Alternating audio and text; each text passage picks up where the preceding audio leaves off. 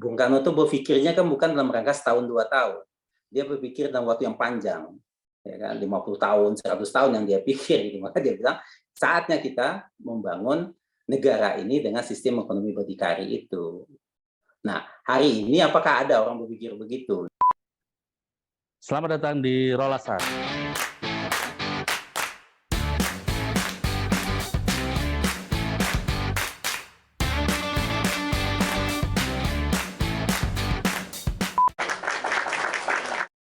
Selamat datang di Rolasan.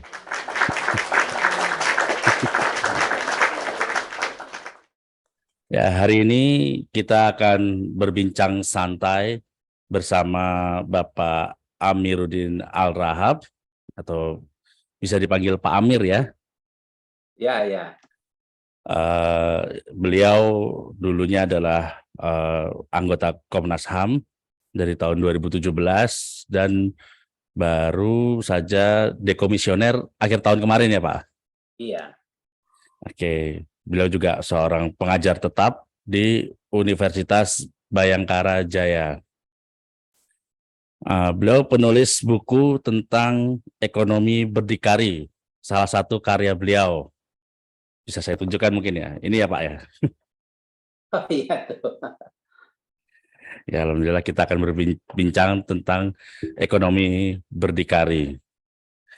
Sebelumnya kalau Bapak bisa cerita gitu mungkin latar belakang penulisan buku ekonomi berdikari ini tuh apa ya Pak ya? Sejarahnya kok bisa memikirkan tuh? Kan kalau saya baca di sini Bapak ini kan alumni ilmu sejarah sebenarnya. Iya. Latar belakangnya itu panjang ya, tapi paling tidak ya, pertengahan saya kan mahasiswa di jurusan Departemen Ilmu Sejarah Universitas Indonesia. Saya masuk Universitas Indonesia itu tahun 90 ya, 90. Nah, sekitar tahun 93 atau 94 itu kan harus mulai menulis skripsi. Nah, kira-kira menulis tentang apa? Ketua jurusan tanya saya gitu. Nah, kami satu angkatan itu waktu itu ada sekitar 12 orang. Ya kami rembukanlah diskusi. Kira-kira kita menulis periode mana enaknya gitu kan. Nah, tergantung juga pembimbingnya yang ada siapa gitu kan. Nah, waktu itu ya akhirnya kita dalam diskusi itu karena keingintahuan sebenarnya era yang agak gelap itu kan waktu itu ya era 50 sampai 60-an. Iya, iya. Tidak terlalu banyak terbicarakan, ya. Orang bicara 45 50. Tapi 50 sampai 60 itu agak kurang. Di kelas pun kita nggak mendapat gambaran yang cukup waktu itu soal itu. Okay. Nah, jadi kami mendapat beberapa bacaan lah berbahasa Inggris ditulis oleh para Indonesianis di luar yang bagus-bagus waktu itu. Nah, terpikir menulis tahun 60 itu. Nah, akhirnya kita bagi-bagi. Nah, ada yang saya menulis tentang pemikiran Bung Karno tentang ekonomi, sebenarnya tentang ekonomi politik sebenarnya. Teman-teman yang lain ada tentang land reform ya, bagaimana kebijakan tentang land reform, ada yang menulis tentang politik luar negeri. Waktu itu bagaimana Indonesia berhubungan dengan Cina, Rusia, Amerika, macam-macam. Ada juga yang menulis tentang sistem parlementer tahun 50-an. Jadi banyak macam-macam. Nah, dari semua itu kami bersama-sama akhirnya kalau digabung itu semua skripsi itu waktu itu 12-an yang jadi lulus. Buku sejarah itu, Pak. Yang lulus 10 orang, yang 2-nya gagal gitu ya. Karena nggak berhasil menyelesaikan. Karena problem biasa, kalau sejarah itu kan soal sumbernya agak sulit waktu itu. Oh, iya. Nah, saya dapat pembimbing yang luar biasa, Kepala Arsip dan Perpustakaan Nasional Indonesia waktu saat itu, Ibu Semartini. Nah, ketika saya ajukan judul skripsi saya, dia sangat tertarik.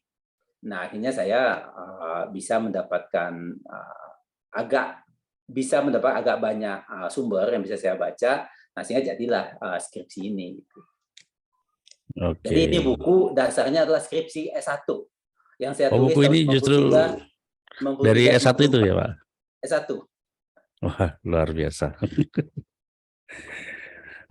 Oke, terus kalau kita lihat di buku Ekonomi Berdikari itu kan awal pembentukan itu adalah bagaimana Bung Karno itu membentuk PPSE atau apa panitia Pembangunan pembangunan semester. apa? Itu dia. Yang kebetulan dikuasai oleh Bung Hatta pada tahun 47. Mungkin Bapak bisa sedikit cerita dulu tentang itu gimana?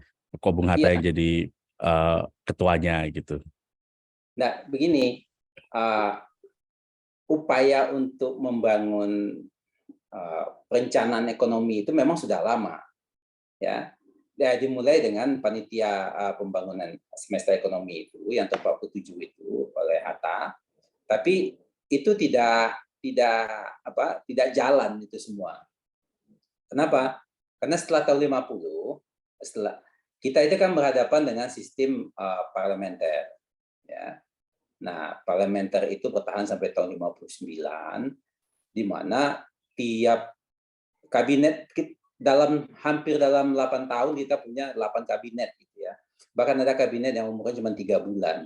Jadi Anda bayangkan ya, kebijakan-kebijakan ekonomi itu nggak jalan karena sistem Ya, politik tidak mendukung, karena gejolak terus itu sistem ya, politik. Artinya merefleksikan kepentingan antar partai politik itu tidak pernah bisa sinkron satu sama lain. Nah, itu yang membuat kabinet jatuh bangun. Implikasinya apa? Infrastruktur ekonomi kita juga berantakan.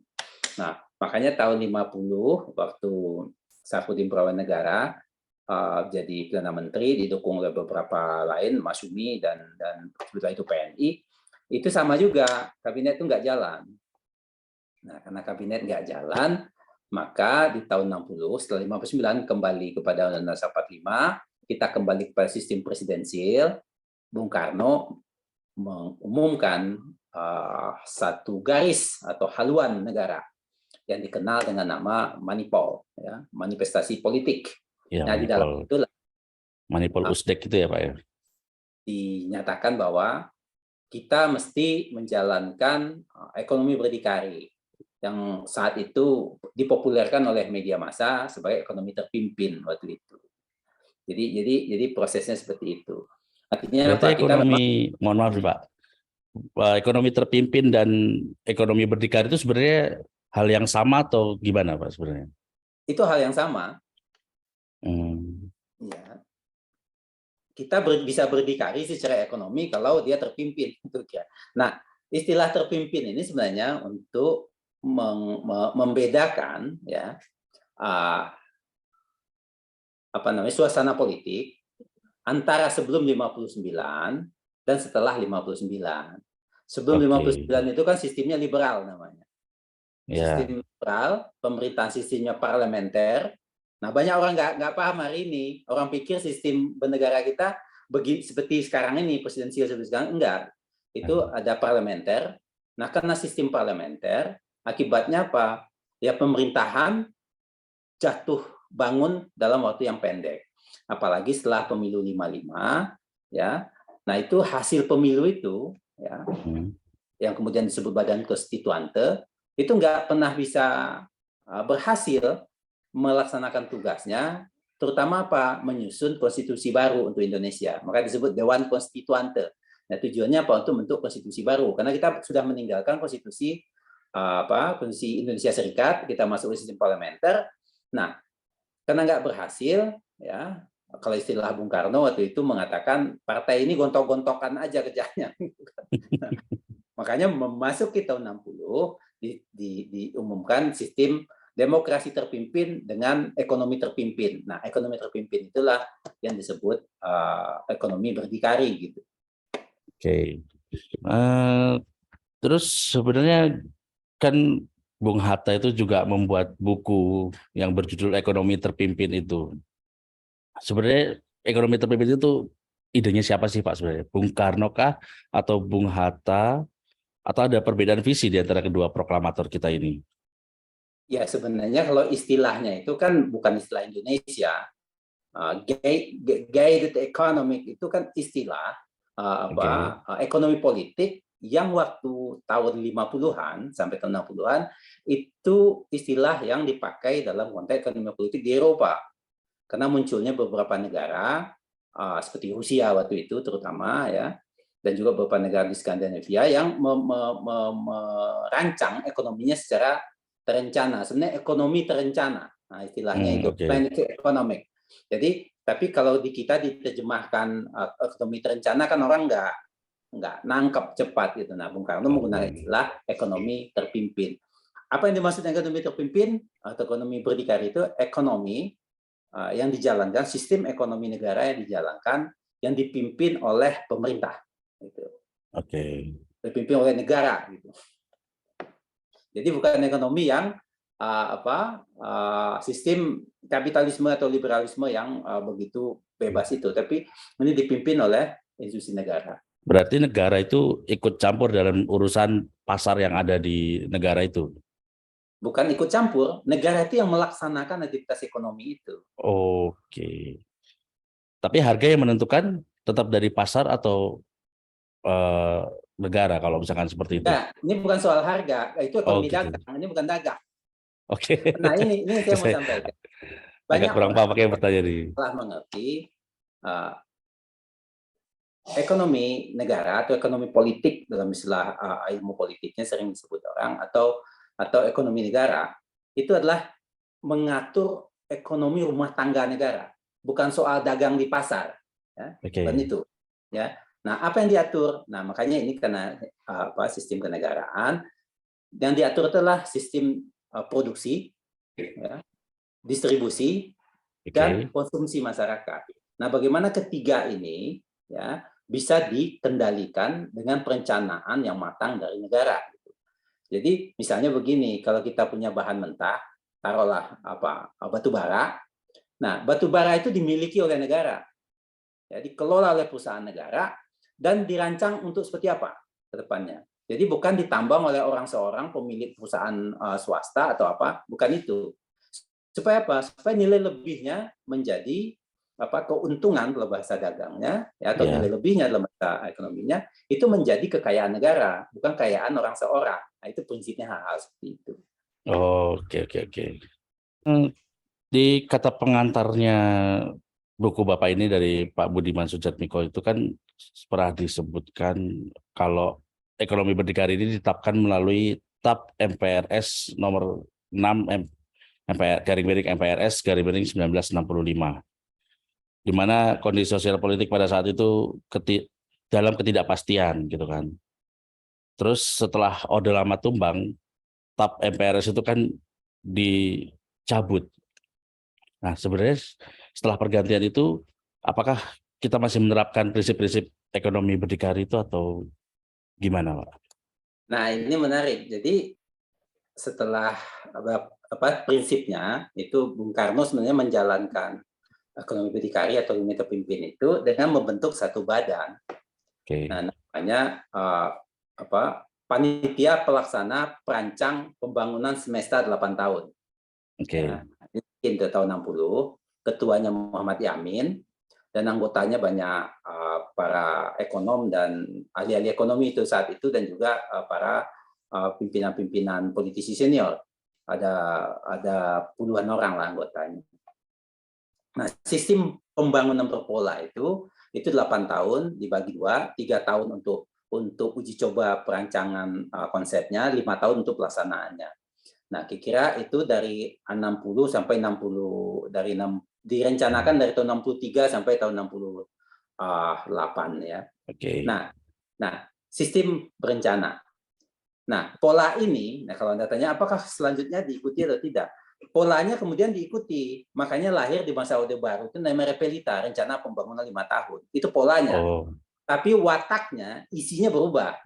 Isinya bukan seperti lagi dibayangkan oleh, dikonsesikan oleh Bung Karno, tapi isinya udah lain sama sekali dalam Repelita hanya Soeharto itu.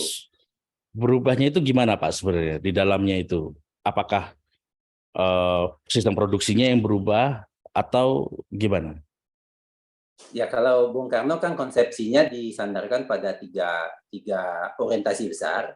Oke. Pertama adalah Indonesia uh, tidak mengekspor bahan mentah, tapi mengolah bahan mentah menjadi bahan yang sudah terolah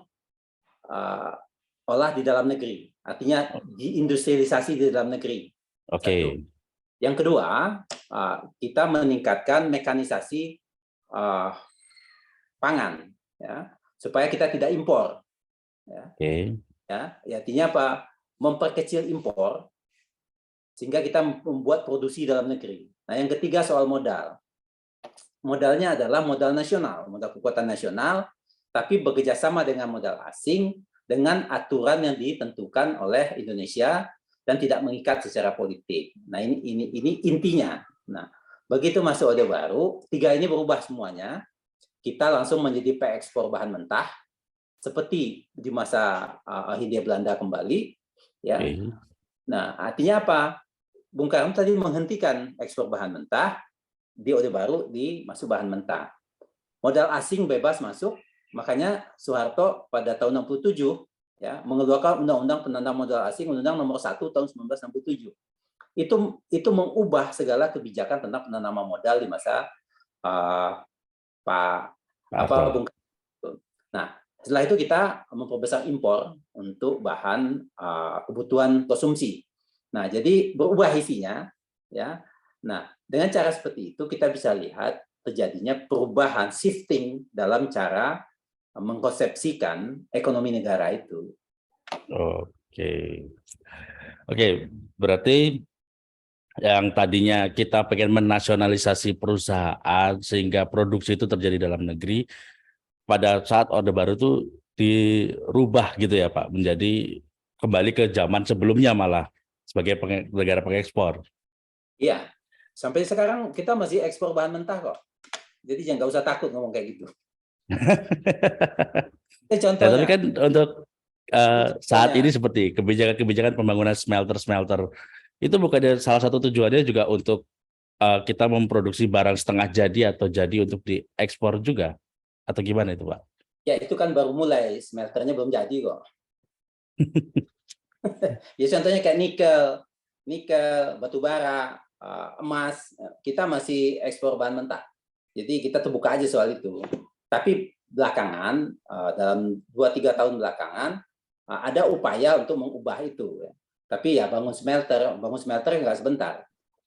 Ya, ya. Kalau kita bangun dari Tapi tahun 60-an dulu udah jadi. Tapi ya nggak ada yang mau membangun untuk itu.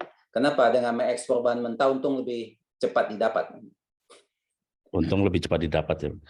Tapi proses ini sekarang kan sudah mulai ke arah seperti itu kan. Berarti semangat ekonomi berdikari itu sebenarnya saat ini tuh masih ada nggak sih Pak sebenarnya Pak di dalam pemerintahan kita lah kalau misalnya kita melihat. Kalau dari omongan ada, di lapangan ya belum kita temukan. Aduh. Itu contohnya gimana Pak misalkan semangatnya dan contohnya itu. Ya kalau dalam pidato kan kita semua dengar bahwa Oke. kita akan buat ini, buat itu di dalam negeri gitu. Tapi kan pemilik perusahaannya, investasinya kan direct investment dari modal asing semua. Nah, bagaimana kita bisa mengelola itu jadi sesuatu di dalam negeri? Nah, jadi memang dibutuhkan, kalau kita mau berpikir dalam konteks konsepsi yang dibayangkan oleh Bung Karno, memang dibutuhkan shifting cara berpikir. Nggak mudah memang, tapi ya kita mau berdaulat secara politik, berdikari secara ekonomi, ya mau nggak mau kita harus mengembangkan pola yang sudah pernah dirancang oleh Bung Karno ini. Dan itu diperlukan sekarang itu supaya bahan mentah kita tidak semakin habis nih ke depan. Kalau kita terlambat ya semakin habis. Dalam perwujudan dari ekonomi berdikari itu kan juga menciptakan tenaga handal dalam negeri gitu kan. Pada waktu itu Bung Karno mengirim banyak orang Indonesia untuk belajar di luar negeri. Namun sebagian besar tidak bisa kembali ke Indonesia karena situasi politik pada saat itu. Nah, sekarang pemerintah ini juga sudah mulai banyak memberikan beasiswa-beasiswa untuk orang kita ke luar negeri gitu kan. Tapi kok banyak yang enggan kembali mengabdi pada negara. Itu gimana itu Pak? Padahal itu kan bisa jadi modal ekonomi berdikari kita juga untuk ke depannya. Iya, itu kan tergantung dari mental orangnya, watak orangnya. Negara nggak Oke.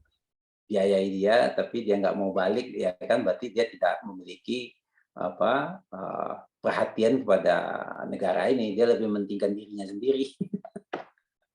Karena kan Makanya katanya kalau saya dengar tuh di Indonesia tuh fasilitas untuk mengembangkan kemampuan kita tuh belum ada. Bukannya menurut saya ya, harusnya itu bukannya mereka berusaha untuk menciptakan itu di negara kita.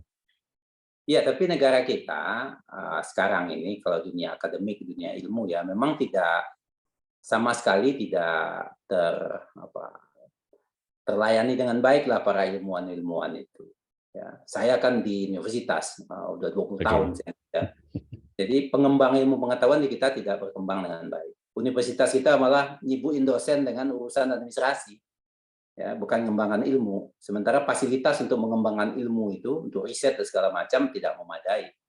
Nah, mungkin kalau mau banyak generasi-generasi muda yang punya pikiran-pikiran brilian, yang pintar-pintar, yang sekolah di luar negeri, mungkin bisa balik ke Indonesia kalau memang disediakan fasilitas dan sarana untuk mengembangkan pengetahuannya dan juga untuk membuat hidupnya tidak susah gitu.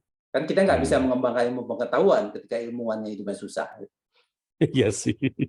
Iya, nggak, ini saya fair Pasti aja. mikirnya dapat uang dulu.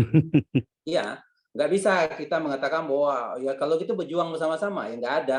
Orang kalau isi kepalanya besar, ya, atau ilmunya pinter, bagus, dia akan dapat fasilitas yang bagus di tempat manapun di dunia hari ini. Ya, ngapain dia susah-susah balik ke Indonesia kalau dia tidak mendapatkan perhatian yang cukup. Makanya ke depan kita mesti kembangkan itu supaya apa? Supaya otak-otak pintar Indonesia itu berguna bagi Indonesia juga. Kira-kira ke depan tuh akan terjadi nggak ya Pak? Apakah ketika kita mengirim mahasiswa keluar gitu, nggak berani balik karena situasi politik lagi gitu? Kayaknya udah mungkin sulit terjadi ya Pak, nggak kayak zaman dulu. Kalau kalau politik udah nggak masalah. Sekarang kan soal bagaimana dia hidup dengan baik, itu yang masalah. Oke. Saya punya beberapa teman di Belanda, di Jerman, di mana gitu ngajar. Dia bilang lebih baik kita ngajar di sini ketimbang di Indonesia. Iya sih. Saya juga ada teman yang berkata seperti itu. Nah ini tadi kembali lagi ke ekonomi berdikari itu kan sebenarnya bukan kita itu menciptakan segala produk kan ya Pak. Walaupun kita harus bisa memproduksi, membangun sebuah industri dalam negeri gitu. Tetapi salah satu caranya itu adalah dengan menjalin kerjasama yang menguntungkan dengan negara lain. Nah itu kira-kira apa sih batasan untuk melakukan ekspor dan impor dalam semangat ekonomi berdikari? Nah, dalam konsep ekonomi berdikari yang dikembangkan oleh Bung Karno ini dengan rencana pembangunan semester 8 tahunnya itu begini. Kekayaan suatu negara Oke. itu hanya datang dari bahan mentah yang dia miliki. Ya. Nah, bagaimana kita menciptakan orang bisa mengolah bahan mentah itu? Oke. Ya. Nah, kenapa nilai lebih dari bahan mentah jika dia dikembangkan atau dijadikan bahan setengah jadi atau bahan jadi, itu kan mendatangkan nilai ekonomi yang tinggi. Nah, nilai ekonomi yang tinggi inilah nanti yang akan menjadi biaya untuk impor.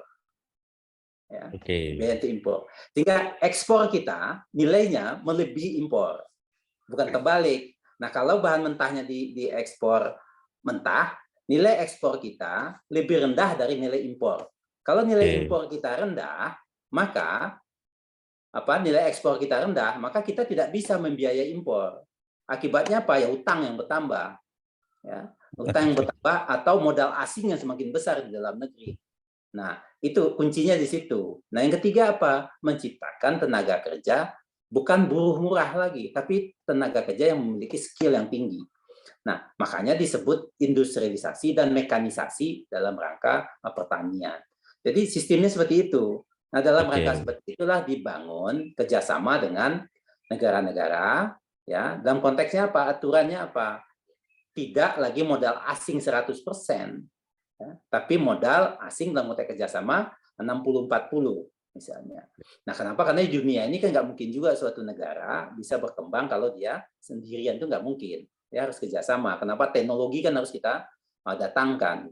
Nah, itulah yang dicita-citakan oleh Bung Karno. Bagaimana teknologi ini bisa kita transfer.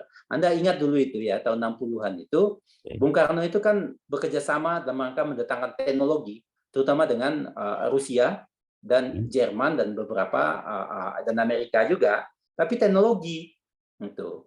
Nah, sayangnya itu kan tidak mendapat dukungan politik dalam waktu yang panjang sehingga semuanya menjadi sia-sia. Waktu itu Bung Karno kan merancang impor teknologi, ya, mulai dari teknologi dirgantara sampai pada teknologi metalurgi, yaitu baja. Nah, sisanya hari ini masih kita lihat itu berdirinya PT Krakatau Steel. Oke. Waktu itu. Bahkan Bung Karno waktu itu sudah mulai merancang tentang mungkin hari ini jadi perdebatan orang, tapi tahun 60-an dia sesuatu yang dipikirkan sangat strategis, yaitu tentang teknologi nuklir. Ya. Kita mau merancang teknologi nuklir, makanya dibikin Batan itu. Ya. Dan kita mau mengembangkan waktu itu teknologi kemaritiman. Ya. Makanya dibangunlah sekolah tinggi kemaritiman di Ambon. Jadi banyak hal yang dirancang waktu itu dalam rangka alih teknologi itu. Makanya banyak waktu itu orang muda Indonesia dikirim sekolah ke luar negeri, setelah peristiwa 65 nggak bisa pulang. Mahasiswa ikatan dinas, namanya MAHID disebut itu. Nah, itu belajar apa? Belajar tentang teknologi modern, ya, tentang kimia tanah, biologi tanah, tentang gas and oil, tentang ilmu macam-macam, fisika. Nah, jadi banyak yang waktu itu dikirim ke mana? Memang sekolahnya di negara-negara Eropa Timur waktu itu, karena itu yang mau ngasih beasiswa. Ya, di Ceko, ya, waktu itu Rusia, ada juga Cina. Nah, jadi banyak memang waktu itu rencana untuk perbaikan sumber daya manusia agar kita tidak terus-menerus menjadi penyedia buruh murah gitu. Bukannya buruh murah itu ada ketika nanti kita bayar lebih tinggi itu akan pengaruh pada inflasi ya, Pak? Atau gimana Ya, sebenarnya? Biar kalau kita buruh tuh juga murah buruhnya itu juga nggak kan terlalu murah sebenarnya. implikasi buruh murah itu sederhana aja. Anaknya jadi stunting. Iya sih. Maka itu mesti diatasi. Nah, mengatasi apa? Dengan teknologi. Teknologi apa? Teknologi pertanian, mekanisasi pertanian. Kalau petani kita masih pakai pacul, ya nggak akan terpenuhi sumber makanannya. Gizinya nggak cukup, karena pendapatannya rendah. Nah, kalau pendapatannya tinggi, dia akan bisa membeli asupan gizi untuk anaknya lebih baik gitu. Nah, itu yang dibayangkan dalam sistem ekonomi berdikari itu. Mungkin ini pertanyaan terakhir dari diskusi kita hari ini. Kira-kira menurut Bapak gitu, bisa nggak sih ekonomi berdikari ini tuh terwujud dengan jika kita lihat langkah-langkah yang sudah dilakukan sejauh ini oleh pemerintah dalam mencoba memproduksi dalam negeri sendiri barang-barang itu sehingga diekspornya menjadi bahan setengah jadi atau jadi? Ya kalau ditanya bisa ya bisa saja. Masalahnya kan komitmennya ada nggak?